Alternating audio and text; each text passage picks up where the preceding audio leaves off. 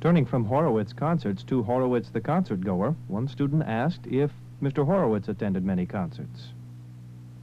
Well, this is a difficult question.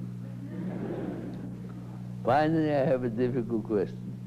You know, I would love to go, but I have a very strange trait of my character.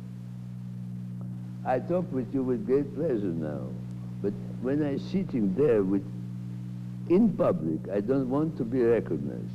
I don't like when the public annoys me.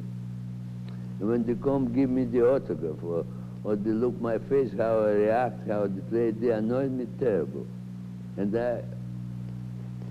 I just go frustrated and I decide to stay home. I don't go to concerts because everybody look at me.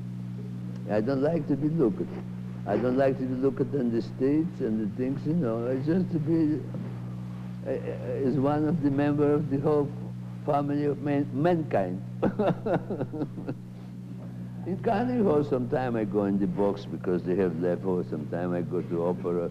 Opera, they don't see me. But in general, I go very little in the concert. Very little. But I must tell you something. The artist comes to me, they play for me. I'm very, very much spoiled in that thing. All the artists you will hear, I heard them in my own room. Go ahead. The three. Do you have any outside interests or hobbies that are not related to music? Oh, tremendous amount. Tremendous amount. Sports, I'm interested. I know sports very well. I was with baseball when it was the Mets against St. Louis. In '68, I had photography with all the baseball. They gave me all the balls, all the signature, everything. Yeah, absolutely. And I follow all the time, but I look on television sometimes rather than go. You know, to go that's far away. There's many people. But I'm interested in things, in baseball, in now the soccer. I don't know, but basketball a little bit less now. Everybody's interested a little bit less in basketball. It goes down. But I'm interested in sports. I'm interested, for instance, I can go to a discotheque. Yes. Because you see, I like to be sometimes, I have a tremendous concentration during the day. I concentrate, I think a lot, I read a lot, I do, and I want to be for 2-3 hours a childish. Just completely childish. Just to go and see how young people, how they dance. Sometimes, if I don't drink in general, but if they give me something just accidentally, then I can dance to. The conversation switched to Mr. Horowitz's upcoming recording plans, and after talking briefly about his latest releases, Mr. Horowitz turned to recording in general. I don't like recording, you know. Somebody asked me why?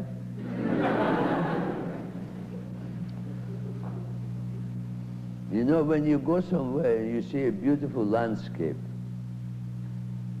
if you buy a postcard and you bring it home for souvenirs that you saw something very beautiful, beautiful sunset, beautiful panorama, or something beautiful, but that's only a reminiscence of something you saw.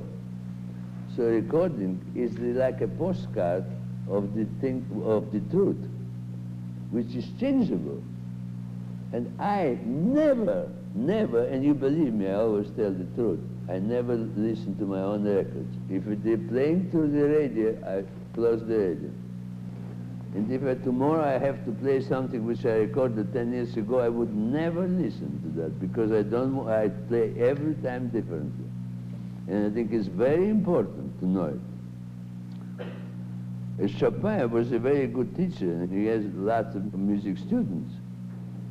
And when he writes in his letter, if somebody brings me and wants to imitate my own playing in my own pieces, I send him home, because I want that he brings something of his own. From the individuality of a performance to criticism is a fairly easy transition, and Mr. Horowitz was asked if he had a good word to say about written criticism. Not one. not one. And I will tell you why. Because the sound came before the word, and you cannot describe the sound with the word in general. So it cannot be important. Sound is before the word. Painting and sound, you cannot describe with words. Very difficult. Because everybody sees in painting. You go to the museum, you see a painting, you see one thing, somebody sees another thing. Then you need to read a book, somebody tells you, but that, oh yes, that is true, but I see something different. In music it's the same thing. It goes with your own emotion too. You see, when Liszt played the last sonata of Beethoven to Wagner, was quite a good musician too. And I know that from the daughter of von Bülow, which was, Liszt was his grandfather. And she told me that Wagner, who played piano very badly, and he asked Liszt to play him the last sonatas of Beethoven because he didn't know them, 2 or 3 of them. And so he played it for him.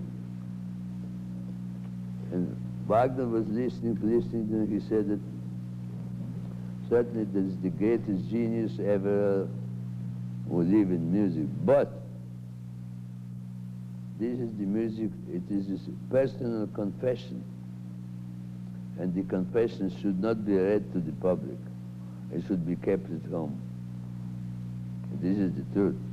He didn't think that this is for performing. It's just to read something terrifically, a very, very great thing. Now we perform that everywhere, and everybody can sit and listening, even 2 hours, a piece of Mahler or Bruckner or things, like that. But if they are happy, I don't know. So music cannot be criticized. They don't know. They don't know how Bach played. The prelude and fugue of Bach, the Wolkenprelude clavier, you know what it is, the preludes and fugue of Bach, was played by Beethoven daily, was played by Chopin daily. Can you imagine more opposite personalities, but both probably played beautifully, but completely different. So some critic will criticize Beethoven, some critic will criticize Chopin. But who is right, who is wrong, nobody knows, because both are great artists and great geniuses.